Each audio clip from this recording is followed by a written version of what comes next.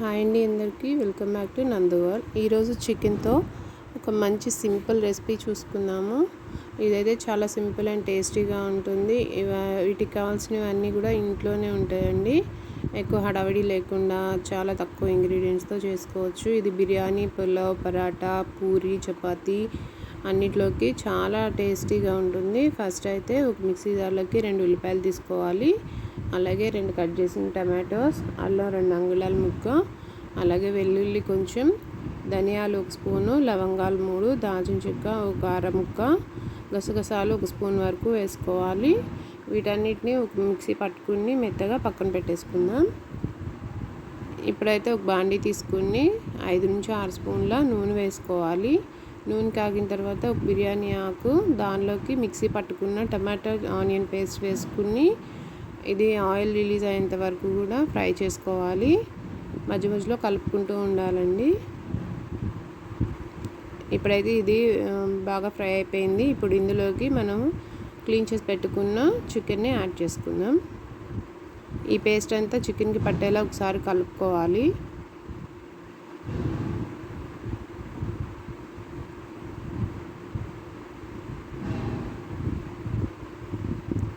ఇప్పుడు దీని మీద మూత పెట్టుకుని 5 మినిట్స్ ఉంచుకోవాలండి. 5 మినిట్స్ తర్వాత చూస్తే ఆయిల్ రిలీజ్ అయ్యి చికెన్ కూడా బాగా ఉడికిపోయి ఉంటుంది. ఇప్పుడు ఇందులోకి 1 స్పూన్ కారం, 3/4 స్పూన్ ఉప్పు, అలాగే పసుపు 1/2 స్పూన్ వేసుకోవాలి. ఇది బాగా కలిపేసుకున్నాక ఒక 5 మినిట్స్ మూత పెట్టుకుని ఉంచాలి.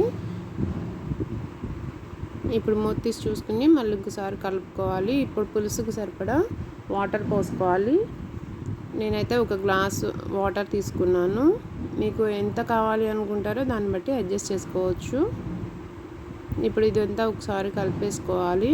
కలిపి మూత పెట్టుకుని హై ఫ్లేమ్లో ఒక 5 మినిట్స్ ఉడకనివ్వాలి. ఈలోపు దీనికి పొడి మసాలా చూసుకుందాం. ఒక 3 అంగుళాల ముక్క అల్లం వేసుకోవాలి.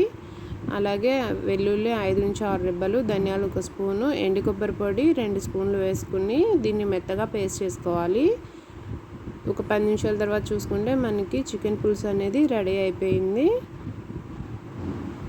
దీన్ని ఒకసారి కలుపుకొని దీనిలోకి మనం రెడీ చేసి పెట్టుకున్న పొడి మసాలా పేస్ట్ని వేసుకోవాలి 1 స్పూన్ వరకు.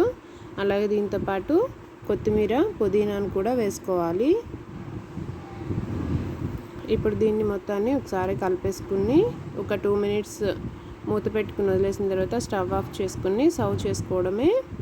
ఇంతే అండి, ఎంతో సింపుల్గా మనకి చికెన్ పులుసు అనేది రెడీ అయిపోతుంది. ఇది పులావ్, బిర్యానీ, అలాగే పరాటా, పూరి, చపాతీ, దోశల్లో కాంబినేషన్ కూడా చాలా బాగుంటుంది. ఒకసారి ట్రై చేయండి. ఈ వీడియో కనుక నచ్చితే ప్లీజ్ లైక్, షేర్, సబ్స్క్రైబ్.